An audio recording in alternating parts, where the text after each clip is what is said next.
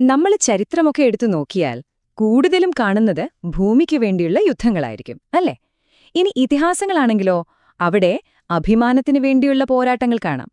പക്ഷെ മഹാഭാരതം അത് ഇതിൽ നിന്നൊക്കെ ശരിക്കും വേറിട്ട് നിൽക്കുന്ന ഒന്നാണ്. കാരണമെന്താണെന്നോ, ഇത് വെറുമൊരു യുദ്ധകഥയല്ല, അതിനുമപ്പുറം മനുഷ്യന്റെ ആത്മാവിനു വേണ്ടി നടന്നൊരു പോരാട്ടത്തിന്റെ കഥയാണ്.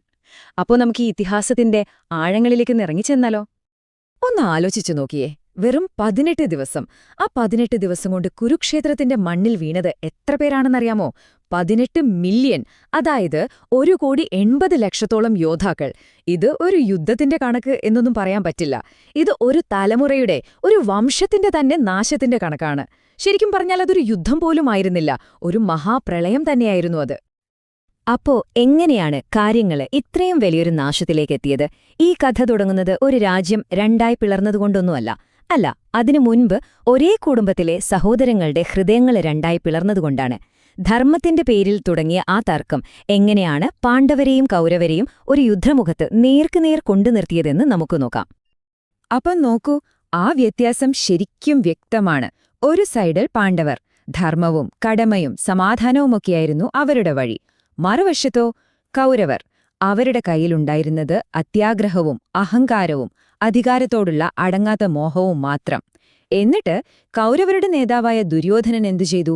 ഒരു കള്ളച്ചോദിലൂടെ പാണ്ഡവരുടെ കയ്യിലുണ്ടായിരുന്നതെല്ലാം തട്ടിയെടുത്തു. അതുമാത്രമല്ല, അവരെ അതിക്രൂരമായി അപമാനിച്ച് കാട്ടിലേക്ക് അയക്കുകയും ചെയ്തു. 13 വർഷം ആ കഠിനമായ വനവാസമൊക്കെ കഴിഞ്ഞ് പാണ്ഡവർ തിരിച്ചു വന്നു. എന്നിട്ടവരൊരു രാജ്യം മുഴുവനായിട്ടൊന്നും ചോദിച്ചില്ല.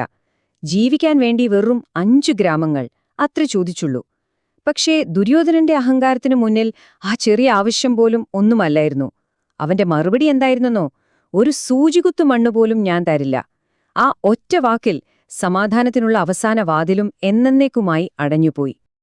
ശരി, ഇനി നമുക്ക് നേരെ കുരുക്ഷേത്ര യുദ്ധഭൂമിയിലേക്ക് പോകാം. യുദ്ധം തുടങ്ങാൻ ഇനി നിമിഷങ്ങളേ ഉള്ളൂ. പക്ഷേ ഒരൊറ്റ അസ്ത്രം പോലും തൊടുക്കുന്നതിനു മുൻപ് ഈ ഇതിഹാസത്തിന്റെ തന്നെ ഗതിമാറ്റിയ ആ നിർണായക നിമിഷം വരെയാണ്. ഒരു മനുഷ്യനും ദൈവവും തമ്മിലുള്ള സംവാദം അവിടെ തുടങ്ങുകയായിരുന്നു. അവിടെ പാണ്ഡവരുടെ ഏറ്റവും വലിയ പോരാളി അർജുനൻ തന്റെ രഥത്തിൽ നിന്ന് മുന്നോട്ടു നോക്കുകയാണ്.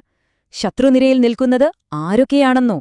തന്റെ പ്രിയപ്പെട്ട മുത്തച്ഛൻ ഭീഷ്മർ, തന്നെ അസ്ത്രവിദ്യ പഠിപ്പിച്ച ഗുരു ദ്രോണർ, പിന്നെ സ്വന്തം സഹോദരങ്ങളും ബന്ധുക്കളും. സ്വന്തം ചോരയ്ക്ക് നേരെ എങ്ങനെയാ അമ്പെയ്യുക? ആ വേദനയിൽ, ആ ധർമ്മസങ്കടത്തിൽ അർജുനൻ തന്റെ ഗാണ്ഡീവം നിലത്തുവെച്ചു. എന്നിട്ട് പറഞ്ഞു, എനിക്കിതു പറ്റില്ല. ശരി, അപ്പോഴാണ് അർജുനന്റെ തേരാളിയായി നിന്ന, എന്നാൽ സാക്ഷാൽ ഭഗവാൻ തന്നെയായ ശ്രീകൃഷ്ണൻ സംസാരിച്ചു തുടങ്ങുന്നത്. അവിടെ ആ യുദ്ധക്കളത്തിൽ വെച്ചാണ് ലോകത്തിന് തന്നെ വഴികാട്ടിയായ ഭഗവദ്ഗീത പിറക്കുന്നത്. കൃഷ്ണൻ അർജുനനോട് പറഞ്ഞു, ഫലത്തെപ്പറ്റി നീ ആലോചിക്കണ്ട, നിന്റെ കർത്തവ്യമെന്താണോ അത് ചെയ്യുക. എഴുന്നേൽക്ക് യോദ്ധാവേ, ധർമ്മം രക്ഷിക്കേണ്ടവർ തന്നെ പേടിച്ചു പിന്മാറിയാൽ പിന്നെങ്ങനെയാണ് ഈ ലോകത്ത് ധർമ്മം നിലനിൽക്കുക? കൃഷ്ണന്റെ ആ വാക്കുകൾ അർജുനന് പുതിയൊരു ഊർജം കൊടുത്തു. അങ്ങനെ 18 ദിവസം നീണ്ടുനിന്ന ആ മഹാവിനാശത്തിന് തുടക്കമായി. കേൾക്കുമ്പോൾ ധർമ്മയുദ്ധം എന്നൊക്കെ പറയുമെങ്കിലും സത്യത്തിൽ ആ യുദ്ധത്തിലെ ഓരോ ദിവസവും ഓരോ വലിയ ദുരന്തത്തിന്റെ കഥയാണ് നമ്മളോട് പറയുന്നത്. നോക്കൂ, 10ാമത്തെ ദിവസം ആർക്കും തോൽപ്പിക്കാൻ പറ്റില്ലെന്ന് വിശ്വസിച്ചിരുന്ന ഭീഷ്മർ ഒരു വിവാദപരമായ തന്ത്രത്തിൽ വീണു. 13ാം ദിവസം ഒരു പക്ഷേ യുദ്ധത്തിലെ ഏറ്റവും വലിയ ദുരന്തം നടന്നു. അർജുനന്റെ കൗമാരക്കാരനായ മകൻ അഭിമന്യുവിനെ 7 മഹാരഥന്മാർ ഒരുമിച്ച് എല്ലാ യുദ്ധനിയമങ്ങളും ലംഘിച്ചു വളഞ്ഞിട്ട് കൊന്നു. 15ാം ദിവസം സ്വന്തം മകൻ മരിച്ചെന്നൊരു നുണ കേട്ട് തകർന്ന് ദ്രോണാചാര്യർ ആയുധം താഴെവെച്ചു, കൊല്ലപ്പെട്ടു. അവസാനം 17ാം ദിവസം ബദ്ധവൈരികളായ കർണനും അർജുനനും തമ്മിലുള്ള ആ നിർണായക പോരാട്ടം നടന്നു.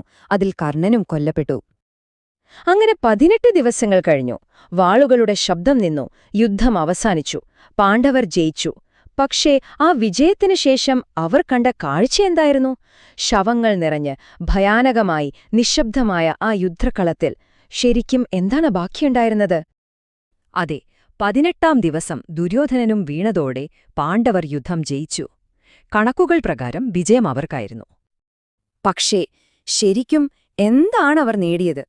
ചോര വീണു കുതിർന്ന ആ മണ്ണിൽ തങ്ങളുടെ പ്രിയപ്പെട്ടവരുടെ മൃതദേഹങ്ങൾക്ക് നടുവിൽ നിന്നുകൊണ്ട് അവർ സ്വയം ചോദിച്ച ചോദ്യവും അത് തന്നെയായിരുന്നു. കാരണം ആ വിജയത്തിന് നൽകേണ്ടി വന്ന വില അത്രയും വലുതായിരുന്നു. സ്വന്തം മക്കൾ, ഗുരുക്കന്മാർ, കൂട്ടുകാർ എല്ലാവരും നഷ്ടപ്പെട്ടു. ഹസ്തിനാപുരി എന്ന മഹാനഗരം വിധവകളുടെയും അനാഥരുടെയും കണ്ണീര് വീഴുന്ന ഒരിടമായി മാറി. ചുരുക്കി പറഞ്ഞാൽ, ആ വിജയികൾക്ക് ഭരിക്കാൻ കിട്ടിയത് ഒരു ശവപ്പറമ്പ് മാത്രമായിരുന്നു. എല്ലാം നശിപ്പിക്കുന്ന ഒരു യുദ്ധത്തിൽ അവസാനം ജയവും തോൽവിയും തമ്മിൽ വലിയ വ്യത്യാസമൊന്നുമില്ല എന്നൊരു പാഠം. അതുകൊണ്ടുതന്നെ ഈ യുദ്ധത്തോടെ അവസാനിച്ചത് ഒരു രാജവംശം മാത്രമല്ല, ദ്വാപരയുഗം എന്നൊരു കാലഘട്ടം കൂടിയാണ്. ധർമ്മമെന്താണെന്ന് വ്യക്തമായിരുന്ന ഒരു കാലം അതോടെ കഴിഞ്ഞു. ആ യുദ്ധത്തിന്റെ ചാരത്തിൽ നിന്നാണ് നമ്മൾ ജീവിക്കുന്ന ഈ കാലം, അതായത് കലിയുഗം തുടങ്ങുന്നത്. ശരിയും തെറ്റും തമ്മിലുള്ള ആ വരയൊക്കെ മാഞ്ഞുപോയ, തിരിച്ചറിയാൻ പ്രയാസമുള്ളൊരു കാലം, ഇരുട്ടിന്റെ യുഗം. അതുകൊണ്ടുതന്നെ മഹാഭാരതം എന്ന ഇതിഹാസം കാലങ്ങളായി നമ്മളോടൊക്കെ ചോദിക്കുന്ന ആ ചോദ്യം അതിന്നും പ്രസക്തമാണ്. ധർമ്മം ജയിപ്പിക്കാൻ വേണ്ടി നേടിയ ആ വിജയത്തിന് നൽകേണ്ടിവന്ന വില അത് വളരെ കൂടിപ്പോയോ? ശരിക്കും ഒരു യുദ്ധത്തിൽ അവസാനം ആരെങ്കിലും ജയിക്കുന്നുണ്ടോ?